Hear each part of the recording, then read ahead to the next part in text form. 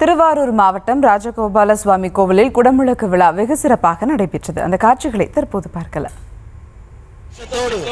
அஷ்டலட்சுமி கடாட்சத்தோடு நாம் இப்பொழுது கும்பாபிஷேகத்தை தரிசிக்க இருக்கின்றோம். அனைத்து பெருமக்களும் உங்கள் வரலுக்குள் நீங்கள் வழிநடத்தி கும்பாபிஷேகத்திற்கு அழைத்து வருதல் வேண்டும். பொலிக பொலிக பொலிக என்று அற்புதமாக ஆழ்வார்கள் கூறியதற்கேற்ப அந்த அற்புதம் செறிந்த வாக்கிற்கிணங்க அந்த தீர்த்தங்கள் பொழிகின்றன. அன்பர்களே, அந்த காட்சியை மெய்யுருகி தரிசிக்கிறோம். ஸ்ரீமன் நாராயண சரணம் சரணம் பிரபஞ்சே ஸ்ரீமதே நாராயணாய நமஹ என்று சொல்லி அங்கு வந்து நம்மை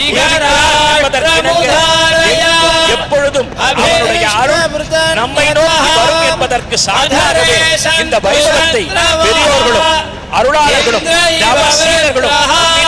இருக்கிறார்கள்.